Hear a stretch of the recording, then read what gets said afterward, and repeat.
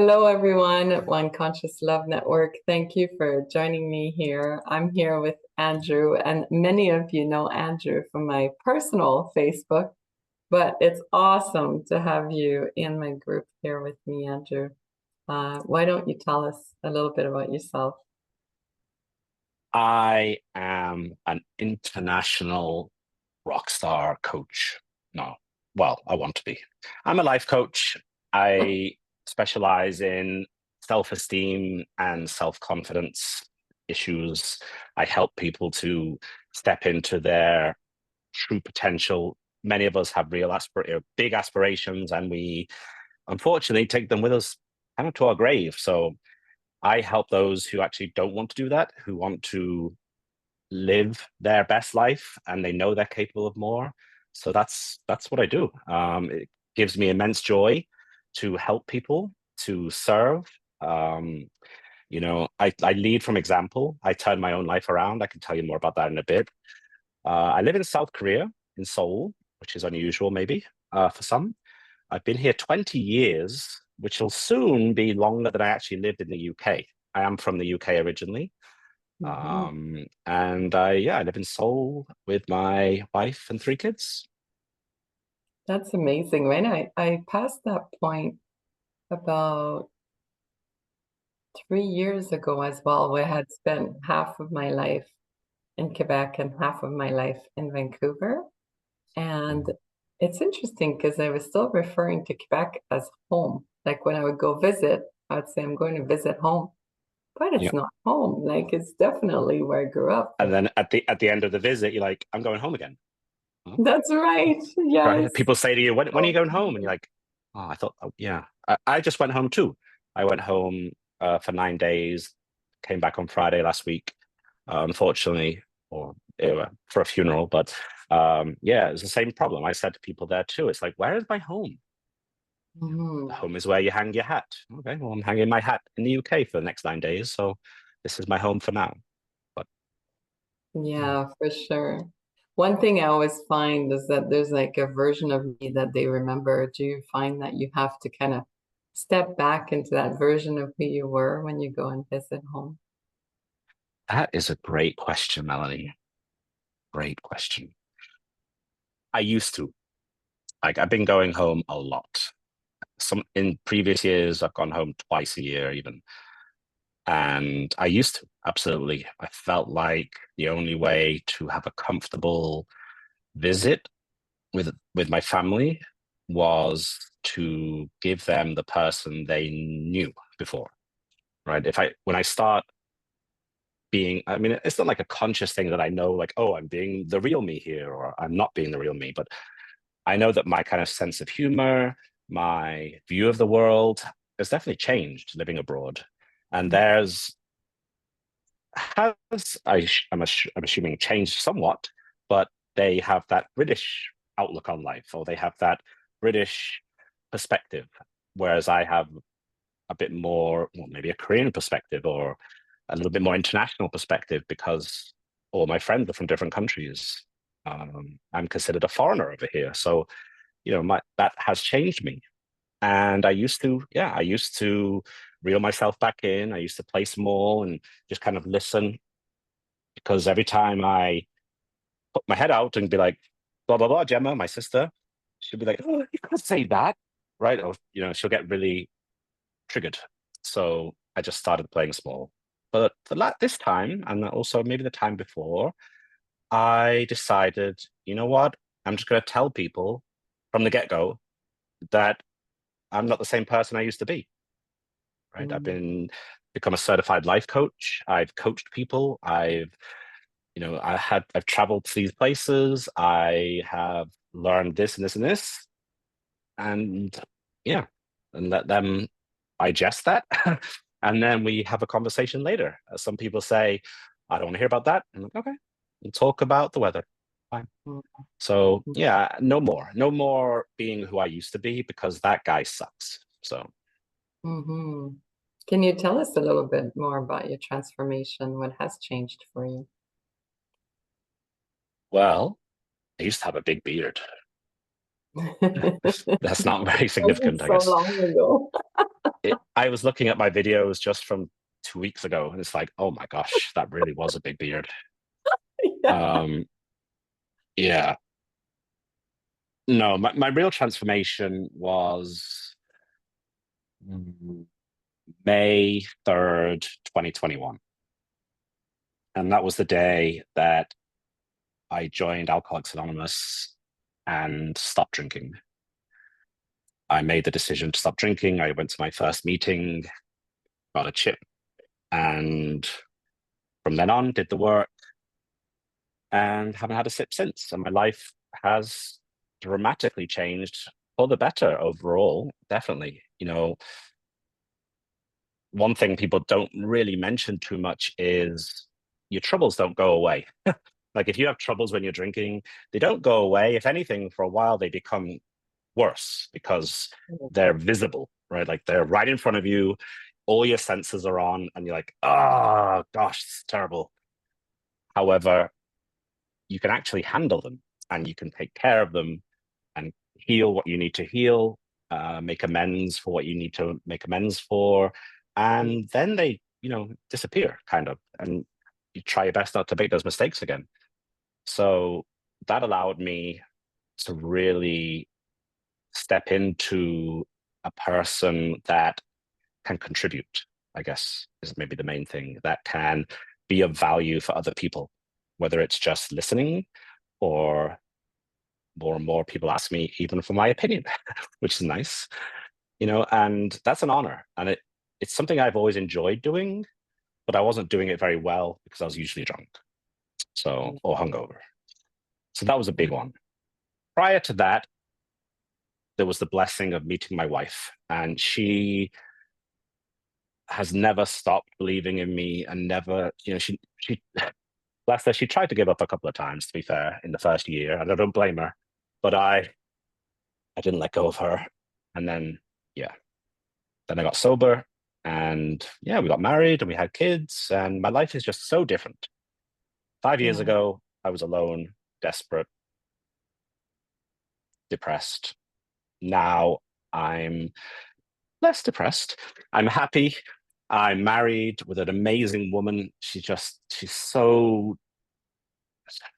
driven and motivating, and I don't know, she lights me up. She's amazing. And we have 3 kids. One of them is my stepson, and we have 2 baby girls together, 4 and 1.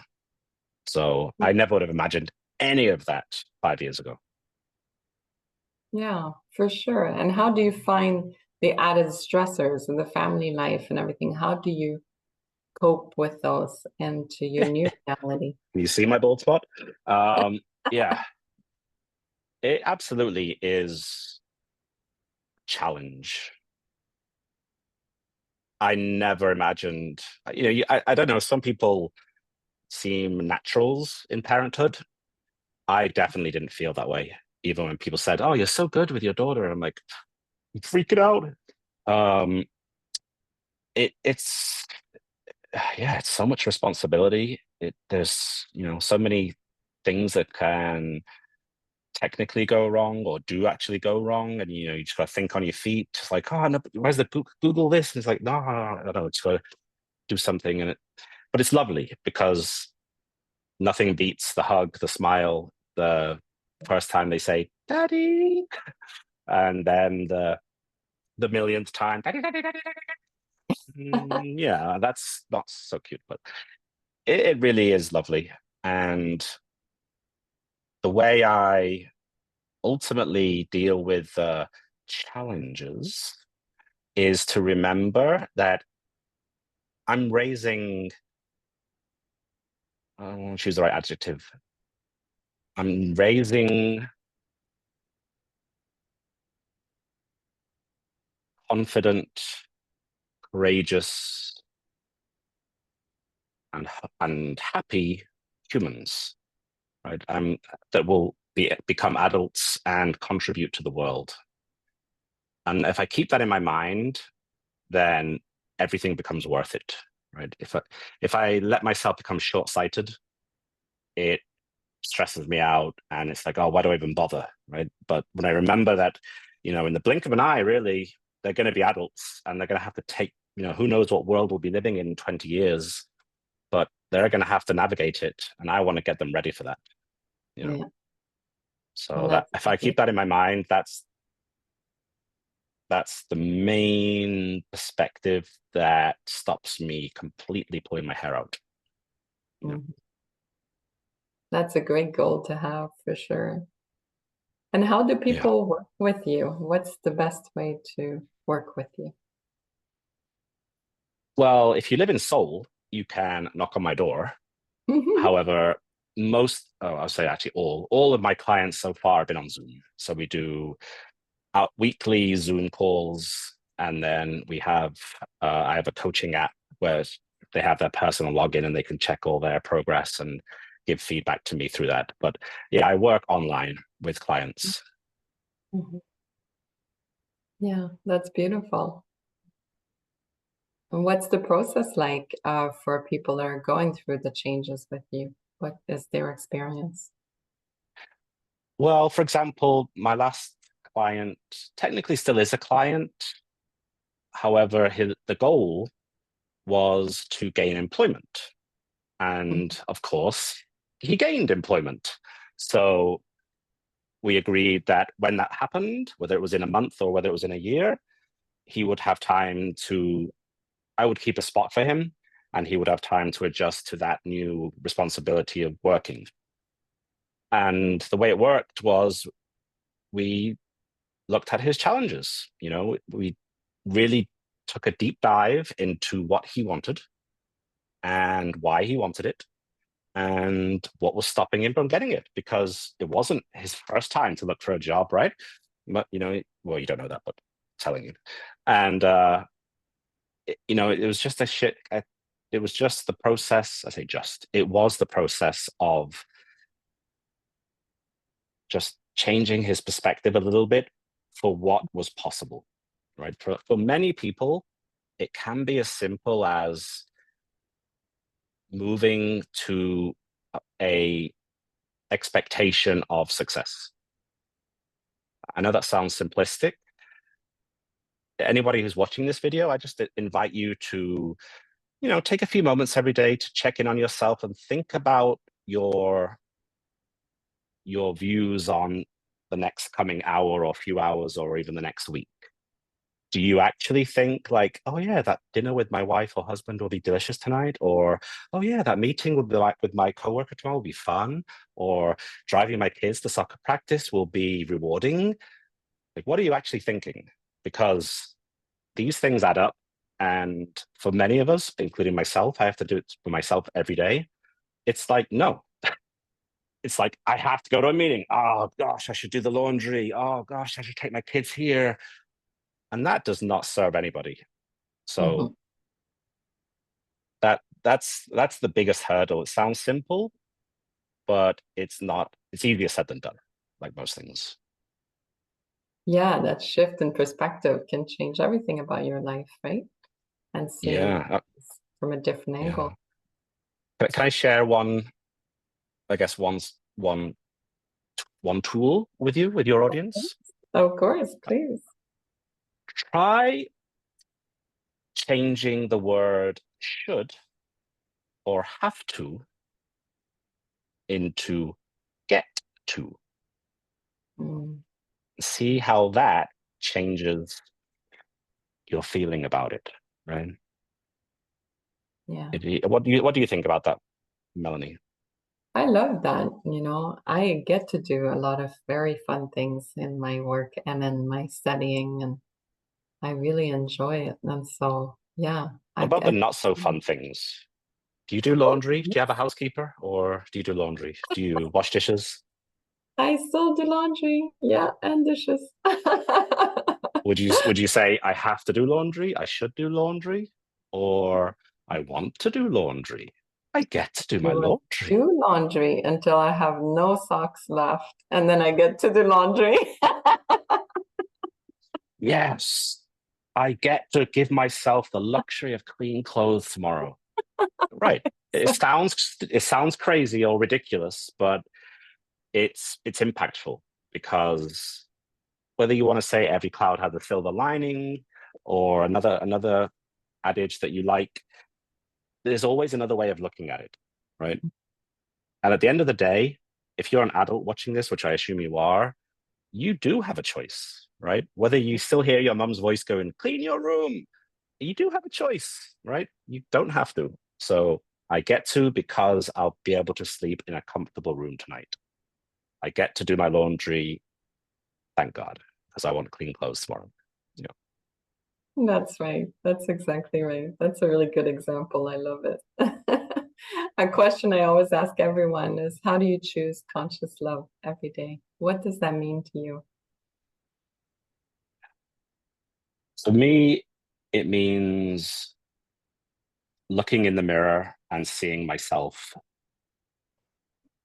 I want to say objectively, or sometimes I have to think, how do other people see me? Because I can be very cruel to myself. So to have conscious love, I see myself as I am, and I tell myself I love you, and I think about what I'm grateful for, and that gets me into my heart space, and everything just flows a little bit easier. Yeah, for sure. For sure. That self-kindness and love is so important, isn't it? Yeah, absolutely. That's beautiful. I love that. I love that for you, and I love that for everyone watching. I hope everybody gets a lot of that. So Any happy other? to see your smile today, Melanie. I Oh, it's missed so that. great to chat with Not you too, many, Andrew. not many people have that smile that when you see it, you feel happy, right? Like I see you smile and I'm like, oh, man, like, yeah, today is a good day. So Oh, I'm happy to see that. that's very kind. Thank you very much. I appreciate You're that. welcome. Yeah. Any last thoughts or anything else you'd like to share with everyone watching?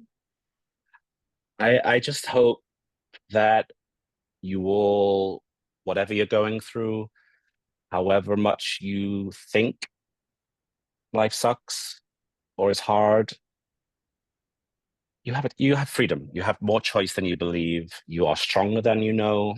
You are more capable than you know. And there's a whole audience of people in the One Conscious Love Network that will happily lend them your, sorry, let me say that again, will happily give you their glasses so that you can see yourself how they see you, because you are a beautiful soul. Oh, that's beautiful. Wonderful. Yes, I love that. I love that. We're going to put all your links in the comment below. So please, Okay, thank you. everyone, reach out to Andrew and connect with him. You're going to be very happy you did. It's always a great conversation and always a very stimulating one. So I really recommend it. Thank you so much. Andrew, the stimulating coach.